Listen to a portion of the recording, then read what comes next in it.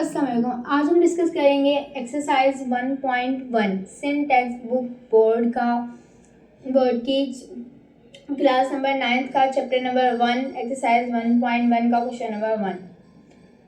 तो question number 1 क्या है सिन टेक्स्ट बुक बोर्ड का। तो क्वेश्चन नंबर 1 एक्सरसाइज नंबर 1 का ये कहता है कि identify the following numbers is rational और इरेशनल। आइडेंटिफाई करें नंबर्स को कि वो रेशनल है या इरेशनल है, and also right each one in separate column. और यानी कि रेशनल को एक कॉलम में रखें और इरेशनल को एक कॉलम में रखें। आ जाए अब हम डिस्कस करते हैं। अब सबसे पहले हमारे पास बेस ये है कि हमें ये मुझे चाहिए कि रेशनल क्या होते हैं और इरेशनल क्या होता है। सो हम देखते हैं कि हमारे पास रेशनल क्या है और इरेशनल क्या है। पहले हमें इस चीज़ को समझते हैं। तो सबसे पहले हमारे पास हमें इरेशनल और रेशनल समझने के लिए हमें फ्रैक्शन समझना होगा। क्या समझना होगा? फ्रैक्शन।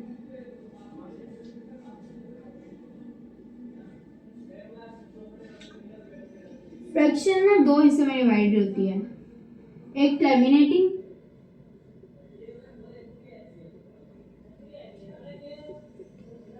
एक नॉन टर्मिनेटिंग।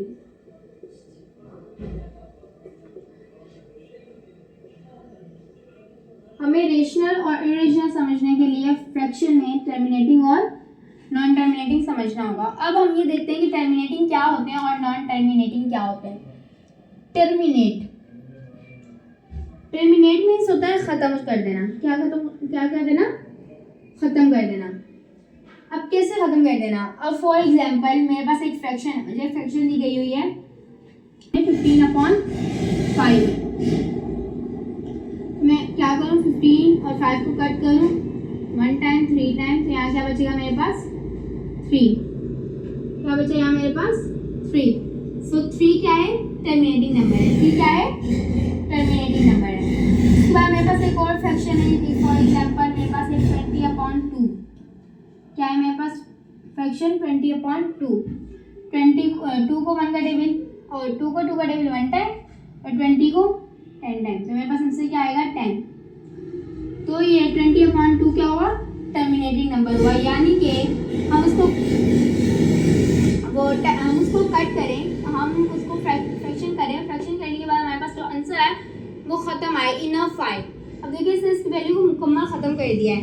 कोई ऐसा नहीं हुआ कि यहाँ पर जो है 1/10 बच गया हो, या फिर ऐसा हुआ हो कि यहाँ पर 0.00333 ये बचाओ, नहीं। क्या है? इसने मुकम्मल एक फ्रैक्शन निकाल कर दिया है, एक ख़त्म कर दिया है। क्या? मुकम्मल ख़त्म कर दिया है हमारे क्वेश्चन को। तो इसको हम क्या कहेंगे? टर्मिनेटिंग। अब अगर हमारे पास एक फॉर एग्जांपल हमारे पास 1/2 फॉर सपोज हमारे पास वैल्यू आ जाती है 1/2, तो 1/2 को हम किस तरह सॉल्व करेंगे? अब 1/2 को तो कोई कट हो ही नहीं रहा, तो क्या ये टर्मिनेटिंग नहीं होगा? नहीं, ऐसा बिल्कुल भी नहीं है। हम इसको डिवाइड करके देखेंगे। अब हम क्या करेंगे? इसको डिवाइड करके देखेंगे कि टर्मिनेटिंग हो भी रहा है या नहीं हो रहा। तो हम क्या करेंगे? 1 अंदर रखेंगे, बाहर 2 पुट करेंगे। यहाँ पर 1 2 से छोटा है तो क्या करेंगे? 0 पॉइंट पुट करेंगे, फिर 0 यहाँ पुट करेंगे। तो 10 2 5 जा सॉरी देखिए ऐसे करते हैं वो तो मिस्टेक हो जाती है। 2 5 जा 10। क्या करेंगे? 5 जा 10 आ गया, खत्म हो गया आंसर। बस यही था, ऐसे ही होगा। वो क्वेश्चंस जो खत्म हो जाएं।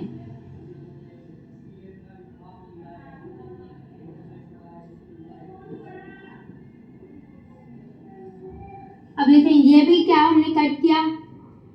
Fraction completely solve. ये कम्प्लीटली सॉल्व हो रहे हैं। जो कम्प्लीटली सॉल्व होते हैं उन्हें हम कहते हैं टर्मिनेटिंग। अब हम बोलेंगे टीचर पता नहीं टर्मिनेटिंग और नॉन टर्मिनेटिंग पढ़ा रही है और वहाँ तो रेशनल और इरेशनल लिखा हुआ है। तो भाई यही समझाने के लिए ये उतारा है कि terminating also known as rational number. Terminating also known as rational number. जो टर्मिनेटिंग होता है उन्हें ही हम रेशनल नंबर कहते हैं। क्या कहते हैं? Rational number. जो टर्मिनेटिंग होता है उन्हें हम क्या कहते हैं? Rational number. इसी तरह अब रेशनल नंबर में भी यही होगा। इसी तरह हमारे पास एक फ्रैक्शन होगी, उसको हम कट करेंगे, कट करने के बाद अगर प्रॉपरली आंसर आ रहा है तो एज वेल गुड, ये हमारे पास रेशनल नंबर होगा। अगर पॉइंट में भी आंसर आ गया लेकिन खत्म हो रहा है तो उसको हम कहेंगे रेशनल नंबर है, ये रेशनल नंबर है, सही है। अब उसके बाद हम रेशनल नंबर के बाद रेशनल नंबर और टर्मिनेटिंग, रेशनल भी कह सकते हैं, जो हमने यहाँ पर इक्वेशंस किए इनको हम रेशनल नंबर्स भी कह सकते हैं, टर्मिनेटिंग नंबर्स भी कह सकते हैं, सही है। तो यहाँ पर हमने ये सॉल्व किया। अब हम नॉन टर्मिनेटिंग को देखते हैं। नॉन टर्मिनेटिंग में ये होता है कि हम किसी नॉन टर्मिनेटिंग क्या था, खत्म, टर्मिनेट मीन्स होता है खत्म, तो नॉन टर्मिनेट्स मीन्स खत्म नहीं होना। क्या होगा, नॉन टर्मिनेट्स मीन्स खत्म नहीं होना। तो अब इसका ये मतलब हुआ कि हमारे पास कोई फ्रैक्शन हो, ऐसी फ्रैक्शन जो खत्म ना हो। अब कैसी फ्रैक्शन, अब हम देखते हैं कैसी फ्रैक्शन। एक क्वेश्चन करते हैं, यहाँ पर हम करते हैं 5/15, देखते हैं हमारे पास ये खत्म होता भी है या नहीं होता। 5 को 1 टाइम, 15 को 3 टाइम, 1/3। अब हमारे पास यहाँ पर 1/3 बच गया। ये वैसे ही होगा जैसे हमने पहले 1/2 किया था। 1/2 आपस में कट नहीं हो रहे थे तो हमने क्या किया था, डिवाइड किया था। अब ये 1/3 बच गया। अब आगे भी ये सॉल्व होगा डिवाइड किस तरीके से, तो हम यहाँ पर इसको डिवाइड करेंगे, यहाँ कर लेते हैं, यहाँ पर आंसर लिख लेंगे 1/3। 1 3 से छोटा है तो यहाँ क्या पुट करेंगे, 0 पॉइंट पुट कर लिया तो 1 के साथ 0 ऑटोमेटिकली आएगा। उसके बाद 3 3 जा 9, 3 3 जा 9, 9 में 10 में से 9 गए, बाकी बचे 1। फिर हम लगाएंगे 0, पॉइंट हमारे पास है तो हम यहाँ 0 पुट करेंगे, फिर होगा 3 3 जा 9।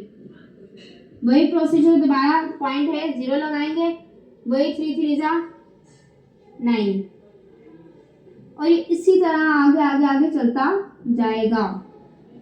क्या करते जाएगा, चलता जाएगा। इसी तरह हम 0 लगाते जाएंगे, 3 आता जाएगा, 0 लगाएंगे 3 आएगा, 0 लगाएंगे 3 आएगा। तो इसका आंसर क्या बना, 0.333 एंड कंटिन्यू।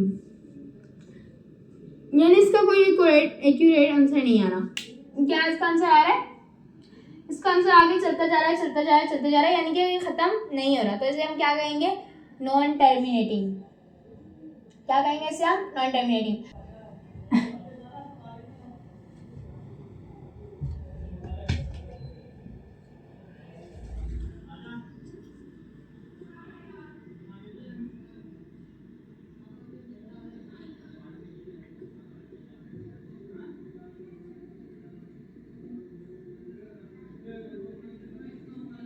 रिकरिंग और नॉन रिकरिंग। रिकरिंग होता है बार बार, रिकरिंग का मतलब पता है क्या होता है, बार बार। तो नॉन रिकरिंग का क्या होगा, बार बार नहीं। जैसे टर्मिनेटिंग का था खत्म हो जाना, नॉन टर्मिनेटिंग का ना खत्म होना, वैसे रिकरिंग का बार बार, नॉन टर्मिनेटिंग का बार बार नहीं। अब टर्मिनेटिंग नॉन टर्मिनेटिंग में 2 टाइप्स होते हैं, एक रिकरिंग और एक नॉन रिकरिंग। अब रिकरिंग में हमारे पास वही एग्जांपल आएगी। अब हमारे पास वही हम ले लेते हैं 3/9, सही है। 3 को लगा 1 टाइम, 9 को लगा 3 टाइम, यहाँ बचा हमारे पास 1/3। डिवाइड करेंगे, डिवाइड करके हमारे पास पहले क्या आंसर आया था, 0.333 एंड समथिंग आता है, आगे आ रहे हैं, मतलब और भी खत्म नहीं हुआ अभी, क्यों खत्म होगा ही नहीं।